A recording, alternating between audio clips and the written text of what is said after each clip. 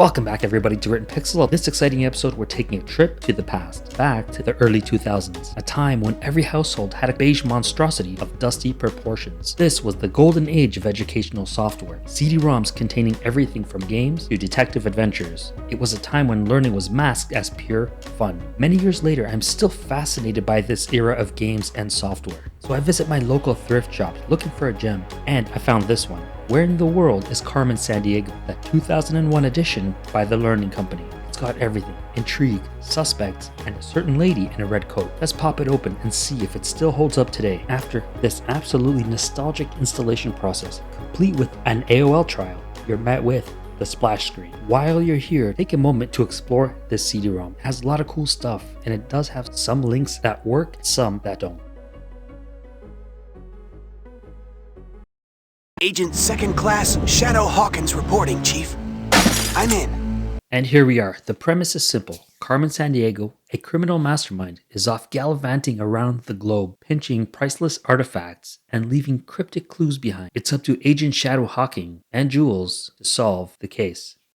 In this learning adventure, you play as two bumbling protagonists, Agent Hawkins and Jules. At times, it feels like Jules is going to betray Hawkins and Acme. She was the best partner I ever worked with. That's some top quality intelligence, Agent Hawkins. These are two of the most inept investigators in Acme history. You mean nobody knew Jules and Carmen had a past? Not even the chief? Jules! I never thought I'd see my old partner resort to flattery. And if they did, wouldn't this be a conflict of interest? Look at his face. He probably just realized how bad of an agent he is. You two were partners? Upset and distraught, Agent Hawkins tries to tackle Carmen. She dodges him like a pro ninja, and like his brain cells, only tiny pieces are left behind. She jumps out the window, and with that, the game officially begins. Okay, Agent. Be sure to type in your name or select it from the list. Your goal is to track her down using all the clues you can find, and of course, with help from the Chief and R2-D2. Not just any book, Agent. Legend has it that that book contains secrets to great power. First stop on this unpredictable adventure is This is Brazil. the beautiful country of Brazil. I've read that you can get a fabulous view of the city from the huge statue of Christ the Redeemer on Mount Corcovado. Here you talk to locals, find clues, and learn about the people and history. As you progress through the game, you get to visit many other countries, uncover knowledge, and partake in some interesting conversations. There was something very suspicious over at that house.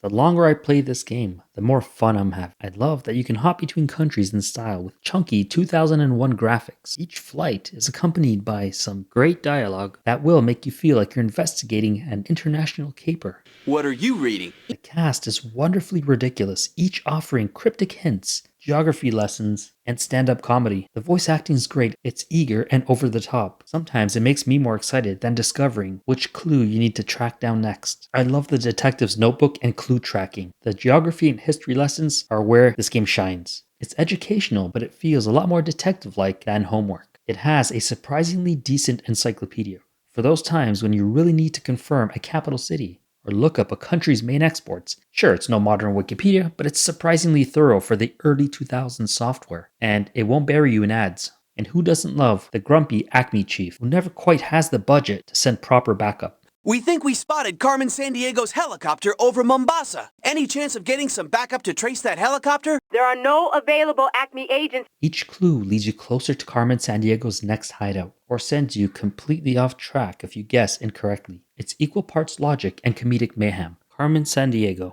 always one step ahead. Even if you barely see her, the game's sense of just missed her is half the fun. You'll want to keep playing just to catch a glimpse of that iconic red coat. For a 2001 educational game, Where in the World is Carmen Sandiego still has a certain nostalgic charm. The highlight, ironically, is watching these incompetent Acme agents bounce from clue to clue, completely out of their league. They call for backup. The chief says, There are no available Acme agents. and Carmen basically waltzes out the back door.